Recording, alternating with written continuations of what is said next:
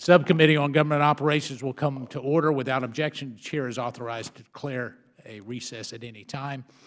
Official time is a term for federal employees performing union representational activities during normal working hours while getting paid for their regular salaries.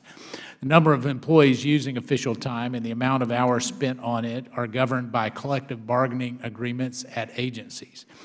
Some collective bargaining agreements even allow for certain employees to spend 100% of their time on official time, meaning that they never do the job that they were hired to do. On January 9th, I, along with some of my colleagues of this committee and the Senate Homeland Security and Governmental Affairs Committee, sent a letter to 24 agencies requesting information on official time usage in the federal government. The results were quite interesting and likely surprising to the average taxpayer. Some 12,508 employees at 23 agencies in fiscal year 2017 used official time in some capacity. Of those, nearly 1,000 spent half or all of their workday on official time. And another 221 employees in this category were paid over $100,000 by the federal government.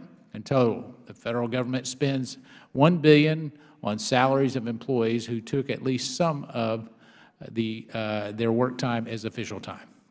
Now, every hour spent on official time is an hour spent away from some of the critical tasks the federal government really has before it. In the case of the Veterans Affairs Department, there are 472 employees who spent 50% or more of their time on official time, meaning that they were not caring for the veterans. And in the case of the Internal Revenue Service, 185 employees spent 100% of their time performing representational work on behalf of the union, which means that they are not serving the American taxpayer. I ask that the committee staff report be inserted into the record and without objection, so ordered. Now, while not performing the work an employee was hired to do is bad enough, there are other aspects of official time that can impact the mission. Official time allows unions to file grievances and appeals to the administrative agencies and bring the work of the government to a halt. By way of example, we've heard from a federal employee who told us that after repeated requests an employee come to work on time, this employee complained that the official was harassing the employee and filed a grievance. The union representative got involved, and after weeks of back and forth, the employee's agency allowed the employee to push back her start time by 15 minutes. Now, to me, as a private business guy, this sounds absurd. The grievances filed while on official time can also implicate national security. Luke Air Force Base in Arizona ended off-base access to email system with only a password after it experienced multiple security breaches. The union filed a grievance, arguing that this was a change in the working conditions that the Air Force Base first needed to negotiate.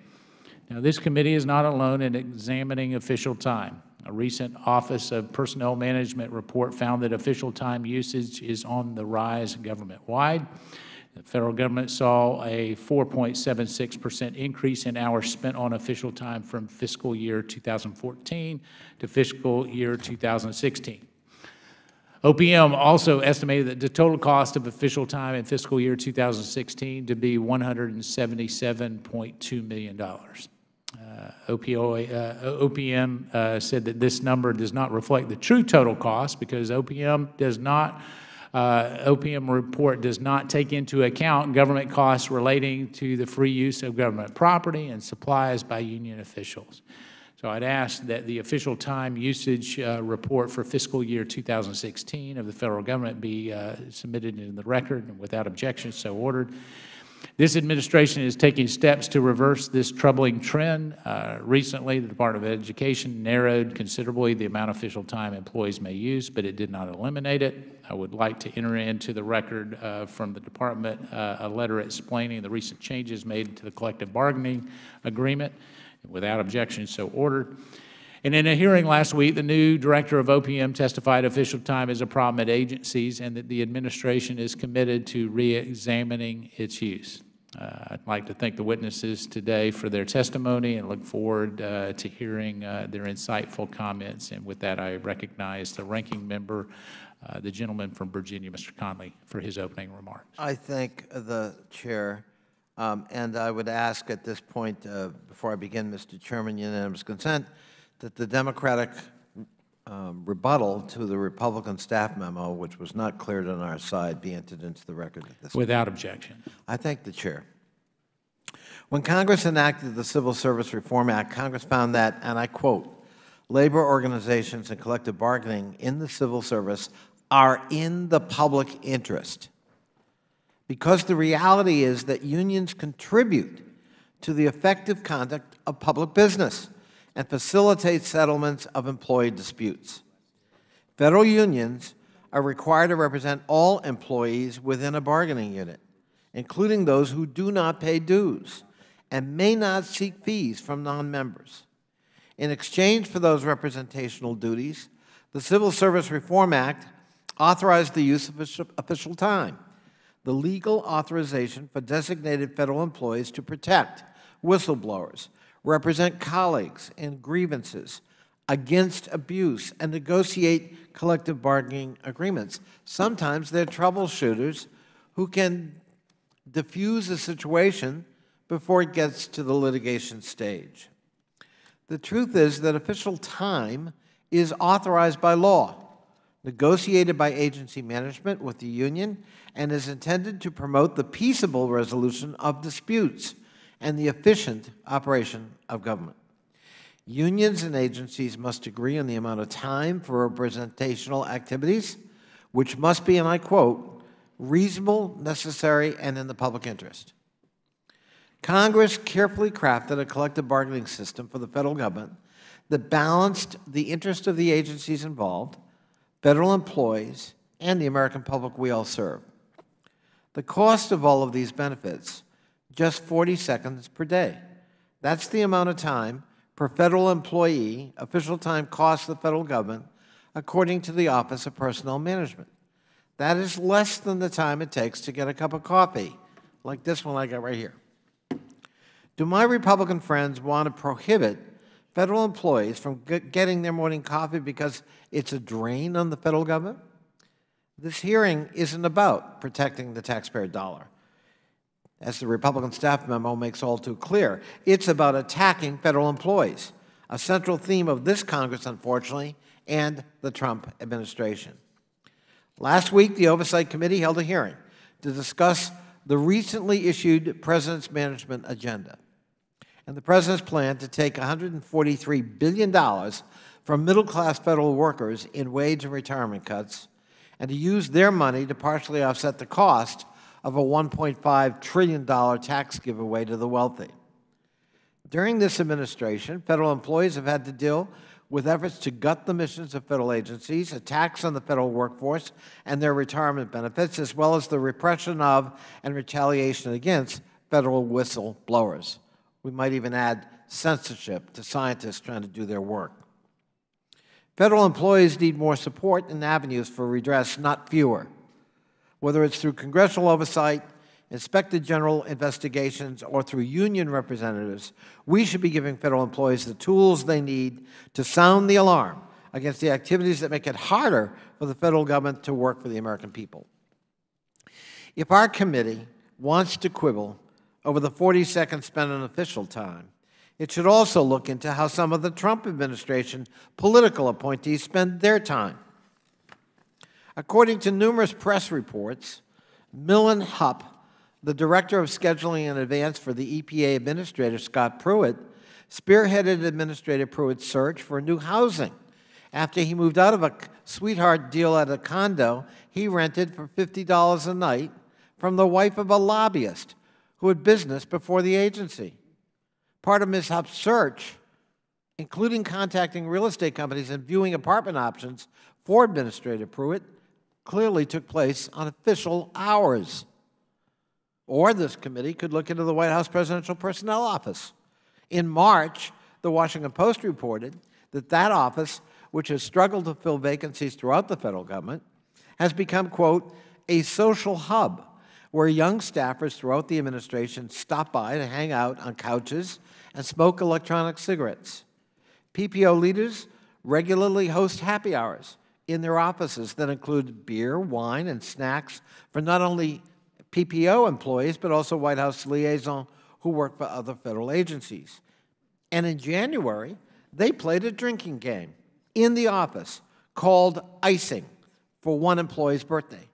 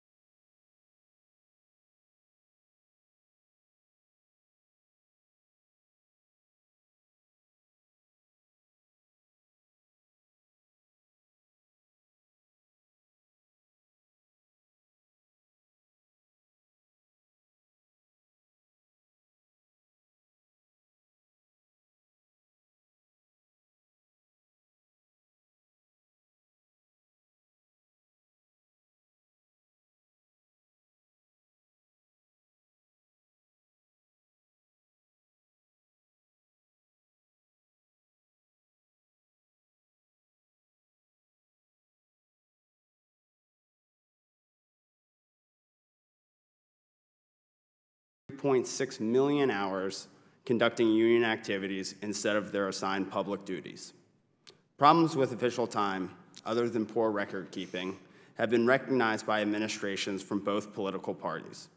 During the Clinton administration, the OPM explained, when federal employees are on official time, they are not available to perform the duties associated with their regular positions. This can hamper the agency in accomplishing its mission, as certain assignments must either be delayed, covered by other employees, or accomplished through the use of overtime. The use of significant amounts of official time may adversely affect an employee's ability to keep his or her technical skills current. Given these problems associated with official time, it is past time to consider legislative reforms. Congress should enact legislation to eliminate the practice of official time. One potential reform could eliminate official time and nullify a frequent union argument in favor of the union subsidy. Unions contend that official time is necessary because federal employee unions are required by law to represent non-members who do not pay dues. This problem can easily be solved by lifting the legal requirement for federal employee unions to represent non-members. Congress should consider implementing what is known as workers' choice, a members-only union policy that relieves unions of the obligation to represent non-members, and as a result, eliminates the need for official time. Membership in and representation by a union should be voluntary. Non-members should not be forced to work under a union-negotiated agreement they do not want, and unions should not be forced to represent employees who do not pay dues. A policy of workers' choice addresses union concerns, eliminates the need for official time, and protects workers' freedom of association. Short of eliminating official time, federal agencies must track and record official time in greater detail and with more precision. Under the current accounting regime, the cost of official time is severely underestimated. Further, the true cost of the union subsidy is difficult to determine because of poor tracking and recording of when employees use official time. Across the federal government, what activities federal employees engage in while on official time is relatively unknown. The enactment of H.R. 1293, sponsored by Representative Dennis Ross, would increase transparency regarding official time. Specifically, it requires OPM to furnish a report on the cost of official time throughout the federal government on an annual basis, which includes information presented in the current OPM report, details the specific activities for which official time was granted, details official time's impact on agency operations, and determine the amount of office space granted to unions to conduct official time activities. Taxpayers have a right to know how much tax dollars are used to finance official time and what activities federal employees undertake instead of the job they are hired to do. I applaud the subcommittee's inquiry into the use of official time. I would welcome any questions. Thank you. Thank you so much. Mr. Gilson, you're recognized for 5 minutes. You'll hit the red button there. Thank you for the opportunity to address the subcommittee. I'm a retired federal employee. I've worked in this area for over 40 years. As an agency representative, advisor, advocate, or negotiator, I regularly write for FedSmith, a website devoted to federal issues, and have done so for over 10 years. I currently train, advise, and bargain on behalf of federal agencies as a contractor. A Civil Service Reform Act was passed in 1978, and I was at the Civil Service Commission at that time as a labor relations person. Its labor relations provisions were touted by its sponsors as an encoding of President Nixon and President Ford's executive orders. It was to establish basic employee rights under a law continuing as it did before. The law has turned into a Pandora's box of unintended consequences.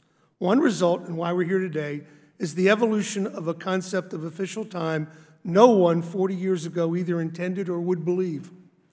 The law's creation of a Federal Labor Relations Authority and General Counsel to administer government labor relations has had far-reaching consequences on federal government.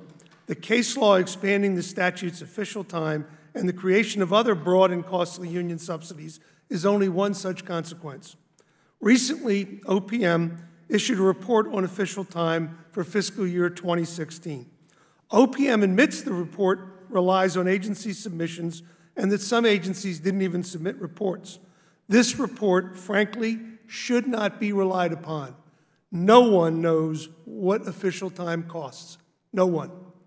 As an example, the report says the Justice Department unions use the same official time as the Department of Defense. Justice has about 120,000 employees. Defense has 750,000. I believe DOD is more organized than Justice is in terms of labor relations. It also reports that VA, the Department of Veterans Affairs, is almost 3 times as much as DOD or DOJ, but yet VA has less than half the number of employees of the Department of Defense. VA's numbers are probably closer to the truth, but are also unreliable. Based on my 44 years representing agencies and interacting with program managers, I'd bet OPM's gross total is low by a factor of 5 or 10, and that's not a percentage figure. No one knows. By the way, labor relations official time is not the only official time representatives get. In 2009, President Obama issued Executive Order 13522, requiring agencies to engage in pre-decisional involvement on agency decisions and other activities. The unions complained that agencies would hold them to official time in labor agreements. They were advised by OPM, that since they were complying with a presidential order, duty time, not official time, would be appropriate for union involvement in order activities. Many thousands of hours were used under this order. No one knows what it cost. The Equal Employment Opportunity Regulations creates what it also calls official time. A federal employee representing an EEO complainant at any stage of the process is on EEOC's official time. EEOC also specifies the activities warranting its official time. There are literally hundreds of thousands of EEO allegations a year. No one knows what this costs. Also true of the Merit Systems Protection Board and workers' compensation. I did not include EEOC, MSPB, or OWCP time in my estimates. In agencies, you might ask, why don't they hold people accountable for this? Well, if you're a supervisor and you have a union steward, are you going to risk the ULPs and grievances if you try to hold their feet to the fire? In addition, if somebody's representing someone on an EEO complaint and management holds their feet to the fire on reporting time, what they'll get is a reprisal complaint. That's a fact. Official time, however defined, and other free services have never been accurately reported. All of the costs, office space, furniture, computers, internet space, all of these costs are covered by by labor agreements in the government. Nobody knows what they cost. Federal unions pay nothing inside an agency to represent employees, not a single penny. When they walk in the door, their official time, their offices, their space, in many cases their travel, their training of the representatives is all paid for by the taxpayer. In closing, no one in 1978, not even the unions themselves, would have believed that the cost of federal employee union representation would be entirely borne by the taxpayer, and that virtually all union dues would be available to those unions as discretionary funds. The taxpayer has paid many billions of dollars over the last 40 years for federal labor union activity and growth. I, for one, don't have a clue what they got for their money, because nobody knows what this actually cost. Thank you, Mr. Chairman. Thank you, Mr. Gilson. Mr. West, you're recognized for 5 minutes. Thank you. Chairman Meadows, Ranking Member Connolly, and members of the subcommittee, thank you for the opportunity to testify.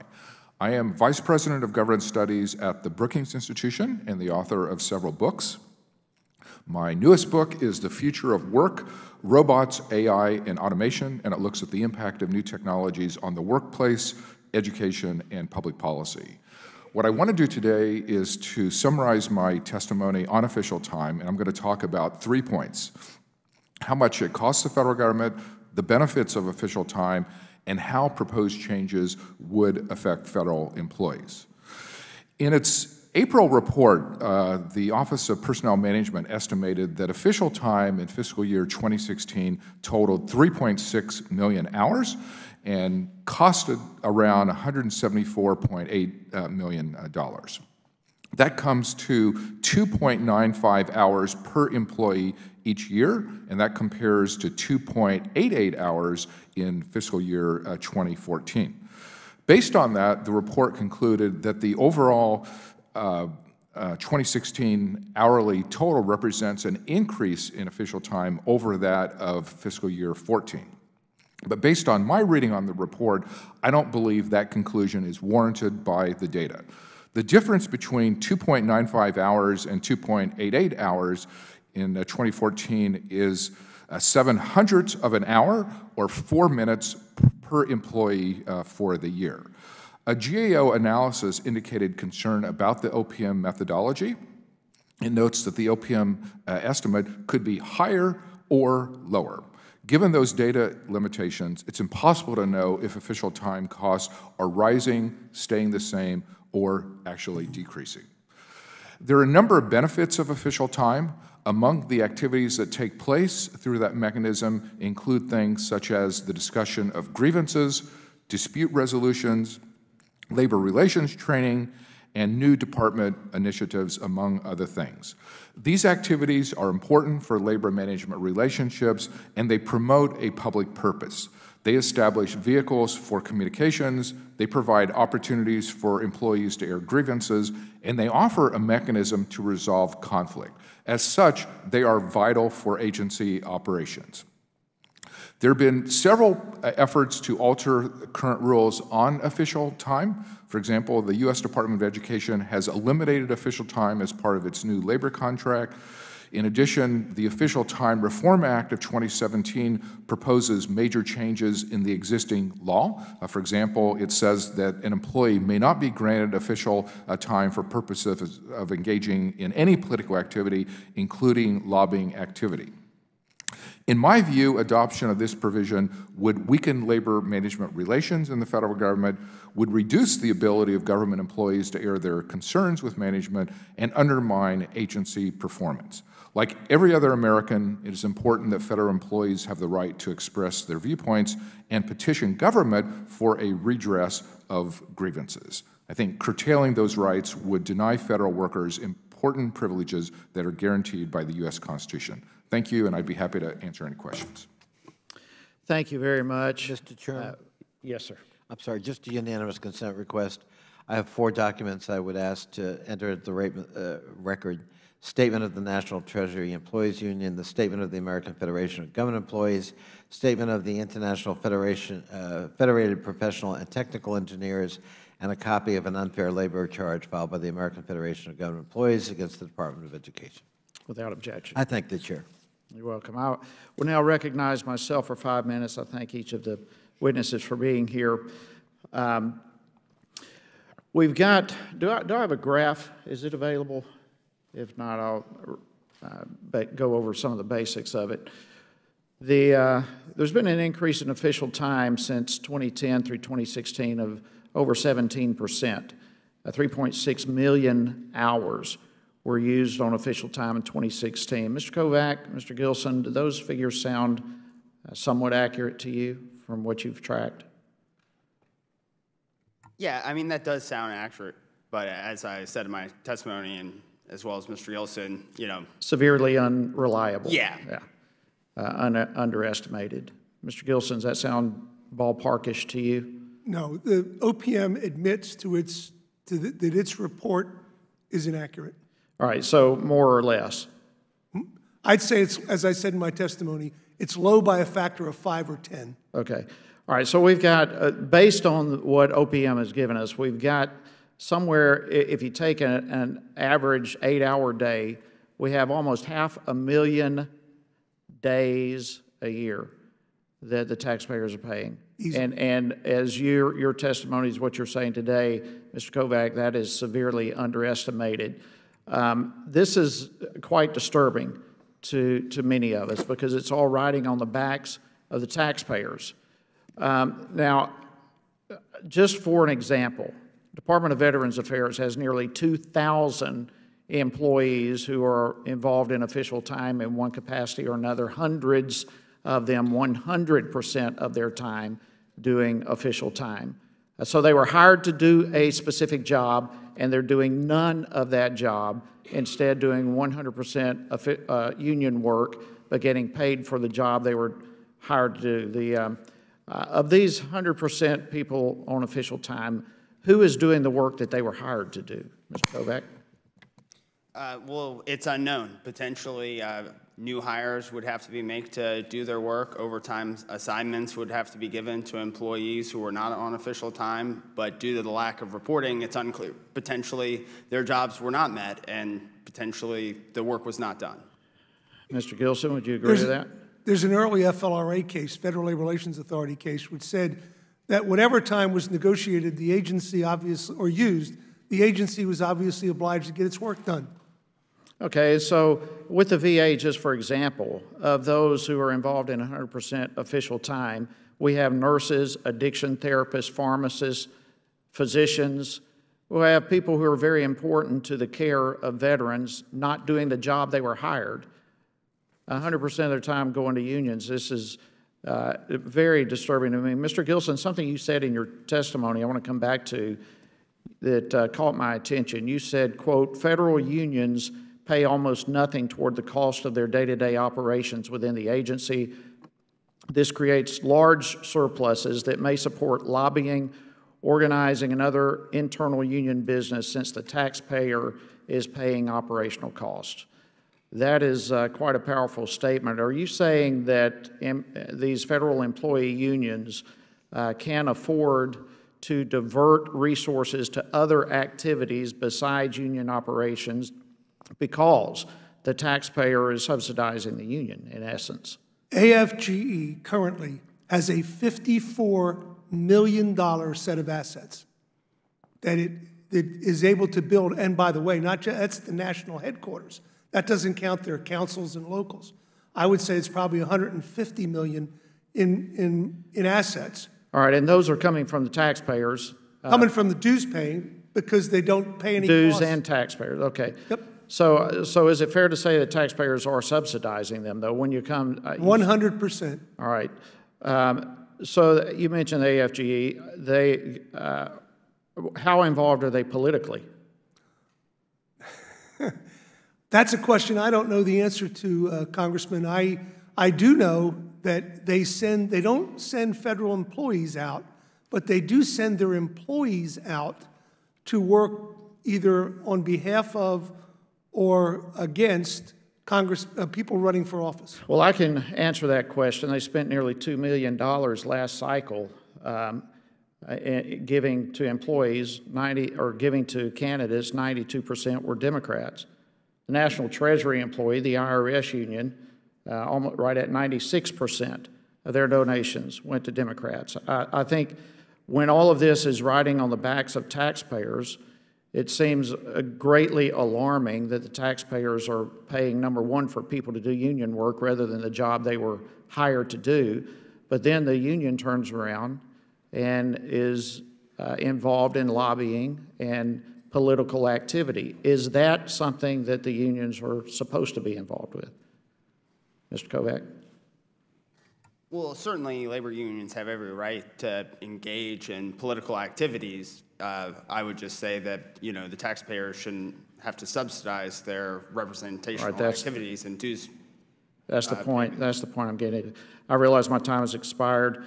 I'll now recognize the ranking member 5 minutes. I thank the chair. Of course, what's good for the goose is good for the gander. If we're going to talk about political support, I wonder what kind of tax payoff Sheldon Adelson got and the Koch brothers got in the recent tax cut bill. And who do they support? Almost exclusively Republicans. So if we're going to talk about, quid pro quos or the implication of quid pro quos, we can certainly have that discussion. I'd be glad to have that discussion.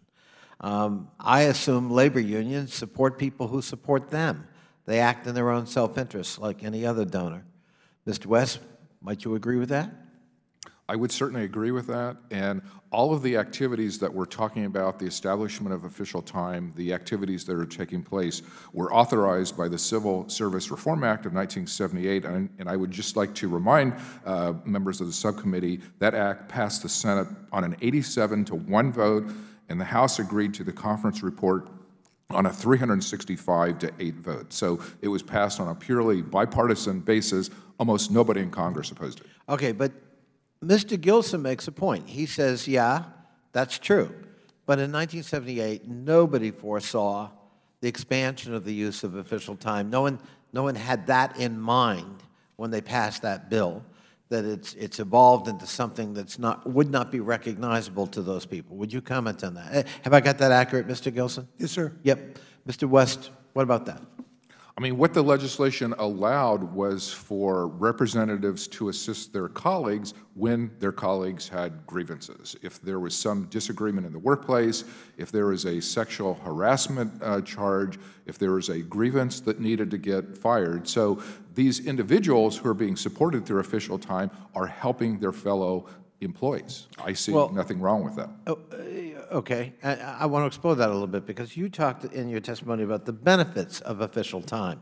Now, to listen to the narrative so far in this hearing, with the exception of you and me, one would assume that official time is just a sinkhole. No good comes out of it.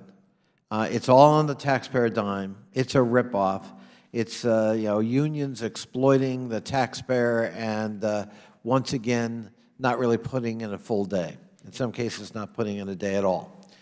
Now, are there specific benefits that come from official time? For example, does official time cover whistleblowers? Mr. West. The legislation did actually set up the whistleblower process, and it enabled those working on official time to assist others who were helping to protect the federal government in terms of the waste of taxpayers' money, fraudulent activities that might be taking place, or any type of misconduct. So it's not just a cost, there's a benefit. We recover costs. Now, I take Mr. Gilson's point and actually certainly am prepared to work with my Republican friends in trying to have more accurate data so that we know what we're dealing with. I think that's a totally fair point. But it has to work both ways. It can't just be about the cost of the official time itself and how we calculate it. It's also got to be some estimate of the benefits.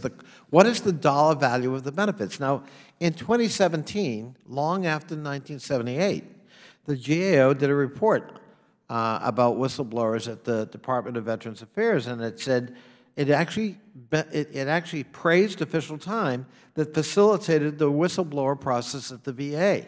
What did that whistleblower process entail? Well, it uncovered the overprescribing of opioids, which is a huge problem across the country, and certainly with some of our veteran populations, and long wait times for veterans, which also then led to the uncovering of fraudulent form filling so that the VA looked better than, in fact, it was. Does that ring a bell with you, Mr. West, what I just said? Absolutely. And is there a value to that? There's great value in that. Activities that take place under official time save the federal government money. So all the efforts to increase transparency and collect better data do need to identify not just the cost side, but the benefit side. Helping our veterans, and maybe to the tune of millions of dollars. We all remember the problems of veterans' hospitals several years ago, and some of those were uncovered because federal employees spoke up about those. And that's not just our opinion, that's the GAO finding in 2017. My time is up. I thank the chair. Thank the gentleman. Now recognize Mr. Ross for 5 minutes. I thank the chairman, and I thank the panel for being here. A year ago today, the House passed on suspension my bill, which Mr. Kovacs referred to, H.R. 1293, which is a very fundamental accountability transparency bill that would require OPM to submit a report each year, including the total amount of official time granted to employees. Doesn't pass judgment on what that time was used for, whether it should be used for, nothing. All it does is create the transparent process of accounting for all official time. And in furtherance of that, I would like to submit for the record an editorial from the Ledger, a newspaper in my district, discussing the benefits of that particular legislation. Without objection. And so my first question is there any reason not to have a transparent accountability process, such as set forth in H.R. 1293, for the purpose of reporting official time? Mr. Kovacs? I think it's an excellent idea. Taxpayers certainly should know what federal employees are doing while paid by the public. Mr. Gilson? I honestly don't think that you'd get an accurate report even under a statute. But it is better than what we have today. Absolutely, Congressman. So you would have no objection to that? Absolutely. Mr. West?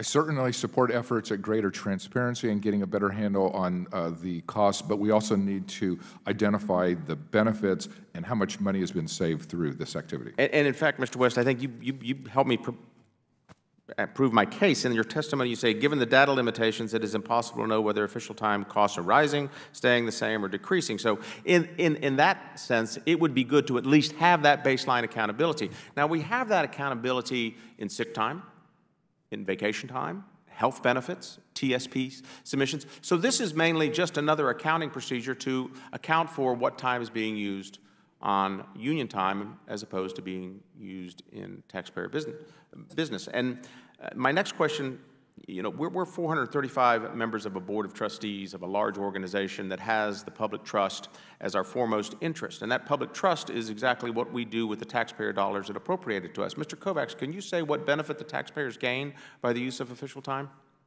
I cannot. Mr. Gilson? Yes, sir. And please. Mr. West is correct in one regard, and that is that there is a benefit in some circumstances for labor and management to sit down and solve problems, and to negotiate and to work on employee grievances. Official time has gone so far beyond that that that's not just what it covers. For example, since the law passed, there have been over 250,000 unfair labor practice cases filed with the Federal Labor Relations Authority. The agencies have no say on them, and also the use of official time in those cases is mandated by the Federal Labor Relations Authority for every witness, for everybody assisting one of their attorneys, for any employee that's engaged in that gets official time. Including whistleblowers. Whistleblowers don't need official time, do they? They're protected by statute. Right. Whistleblower time is not the official time we're here to talk about. It's Correct. a separate matter under the law. If we're here to talk about the labor relations official time, that's all I'm talking about in terms of union abuse. And there is a great deal of union abuse of official time, at least in my experience. Is there any such similar process in the private sector in dealing with unions with regard to collective bargaining and the use of official time that anyone is aware of? Some companies allow union stewards on the shop floor time to work a grievance. And would you say, if you know, that there is an accountability of that time that's being used in the furtherance of that private concern? I think the company is going to exact the cost for that across the table if it's hurting productivity. Precisely. And so when we have a collective bargaining opportunity, how does it begin? What evidence is used by the unions to say this is how much we need in official time? Can you say, Mr. Gilson? Or how that process works? I'm sitting at the bargaining table right now for the couple agencies as their chief negotiator, and I've done this my whole career. What the unions put on the table is a proposal. And what happens eventually is trade-offs are made. I hesitate to say this, but I believe it's true. I have yet to see a federal sector union take anything less than a union institutional benefit over an employee benefit in negotiations. So what happens is if an agency wants to accomplish something, it often trades the union benefit to get something done. Gotcha. I've seen this happen over and over again. And that's how unions have managed to leverage the amount of official time and other costs that the agencies pay. Is the agencies want to accomplish things, by the way, in this city, to get a space move done within the Beltway. I've known agencies to take 6, 7, 8 years in negotiations because the unions don't want the change to happen. So they delay, they file complaints, they file unfair labor practices. Eventually, the agency has to play let's make a deal if they want the move to occur at all. All of that costs official time. Thank you, Mr. Gilson. My time has expired. I thank the gentleman. We will take some time for a few more questions if any members have any further. Let me ask you this. There are hundreds of employees making over $100,000 a year, and they're involved with official time. Department of Veterans Affairs, for example, 472 employees, 100% official time. What does this do for an agency when you have this many people not doing the job they were hired to do? Well, I would assume that it makes it more difficult to achieve the agency mission when you have that many employees who, don't perform any agency activity. And I think this is one of the things where official time is supposed to be given if it's reasonable, necessary, and in the public interest. And I'm not sure how an employee who never does their regularly assigned duties can achieve the public interest. Mr. Gilson? What I've seen in my career is agency leadership sometimes says to the line supervisor, don't mess with a union official. We don't want to hear the noise. Keep the noise down, number one. Number two is that supervisors and managers would rather have someone who wants to cause them problems away from the job. So what do? Other employees cover. If they can hire somebody, they try. There's an expression in the business that I'm in, he's not heavy, he's my colleague, which a lot of people apply to in situations of 100% official time, especially in places where the union is less than 20% of the people paid dues, which is very common in the federal services. Less than 1 in 5 employees pays dues. Just out of curiosity, I mentioned the Department of Veterans Affairs, or we've got a host of other agencies, but the VA seems to have a large number, 100% on official time. Do any of you have any information regarding other agencies where there seems to be an unusually high number of individuals on 100%? I think that there's quite a number in HHS, Social Security and the other HHS agencies. I think in the Bureau of Prisons, there's a number, wherever the union activity is great. In Department of Agriculture's Food Safety and Inspection Service, in places where you see a lot of grievances, a lot of unfair labor practices filed, you see people with 100%.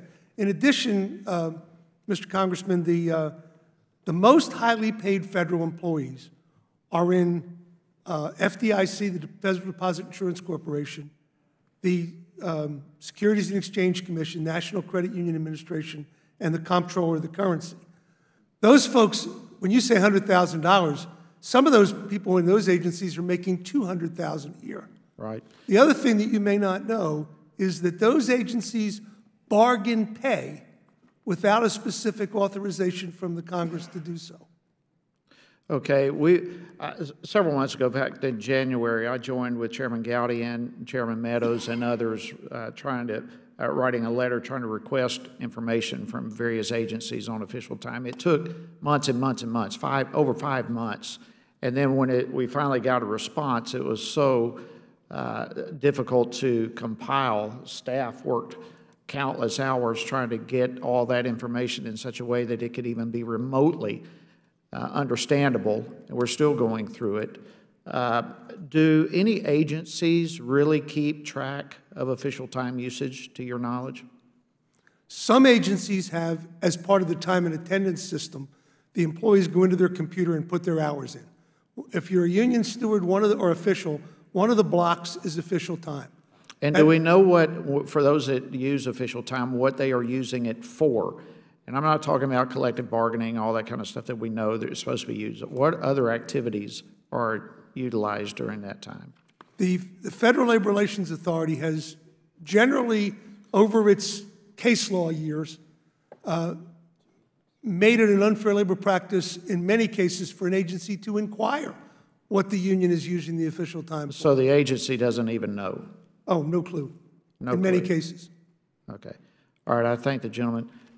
The gentleman recognizes Mr. Connolly, 5 minutes. Thank you, Mr. Chairman. Mr. Gilson, You talked about representing agencies on one side of the table and the unions were on the other side. Is that correct? Yes, sir. Is that what you do for a living? Yes, sir. So Well, you- not for a living. I'm retired. I do it part-time. All right, but have you ever been hired by a union to represent them? No, sir. Ah, okay. However, I was a high school teacher union representative for 6 years before I became a federal employee. Good for you. Some of my best friends are union members. So we have a hearing here with a very partisan memo that was not cleared on our side, that's filled with factual errors and misrepresentations.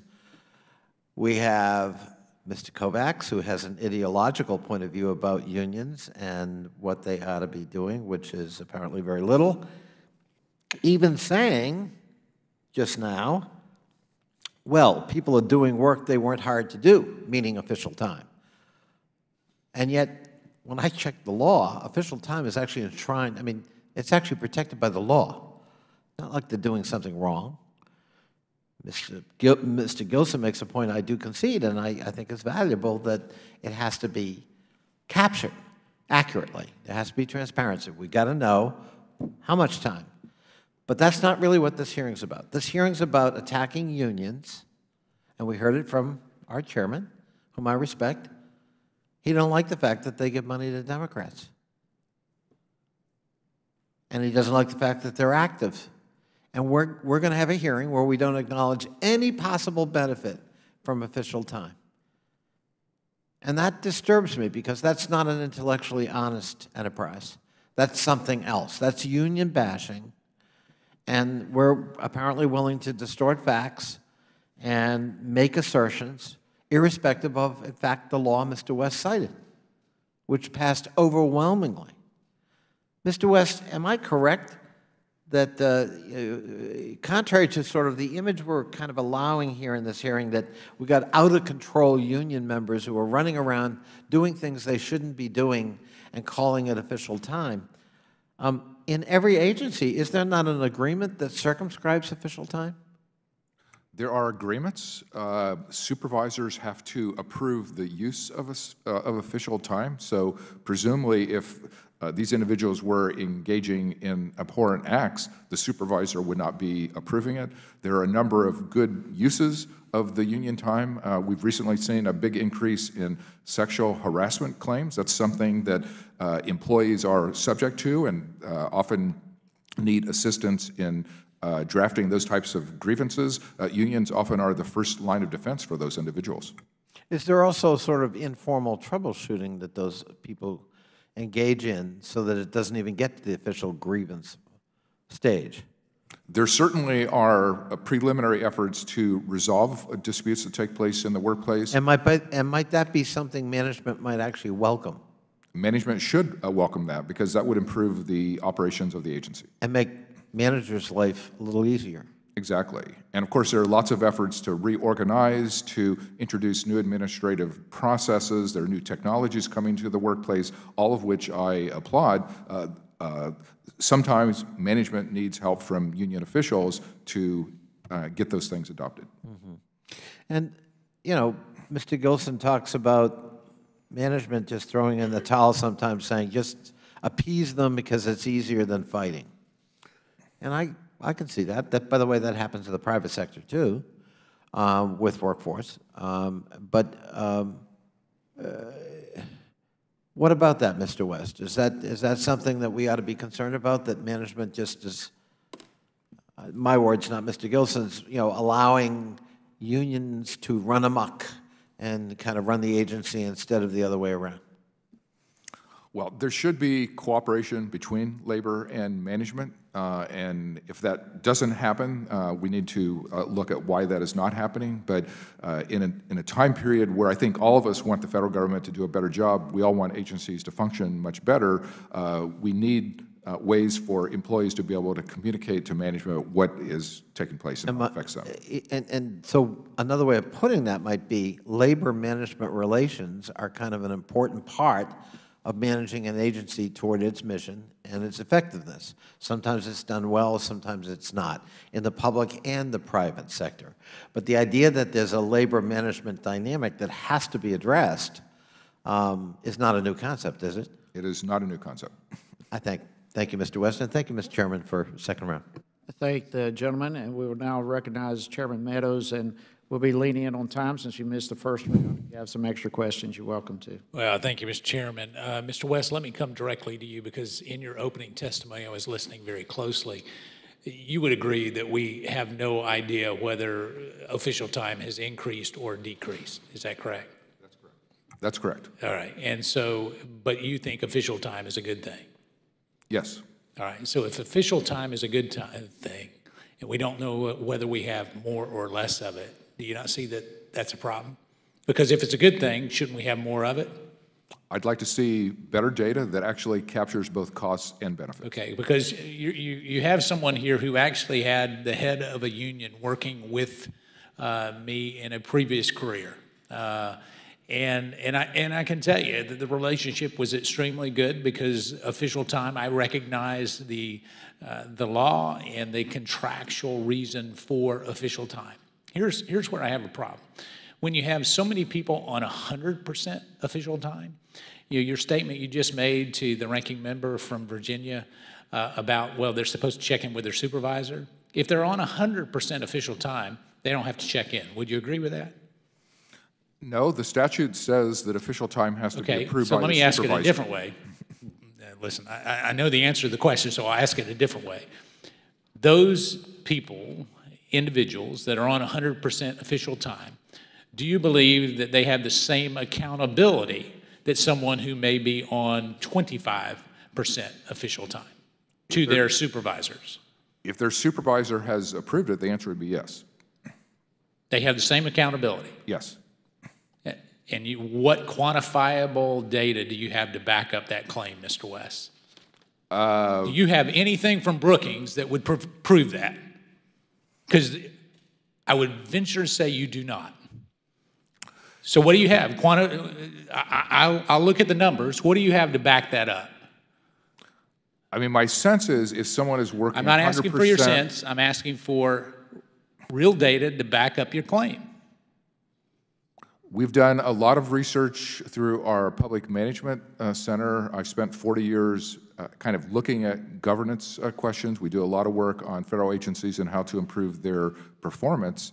And if supervisors are approving this, then there's accountability. So you spent 40 years. Do you have any quantifiable data to suggest that someone who's on 100% official time has the same accountability to their management as someone that is on partial official time?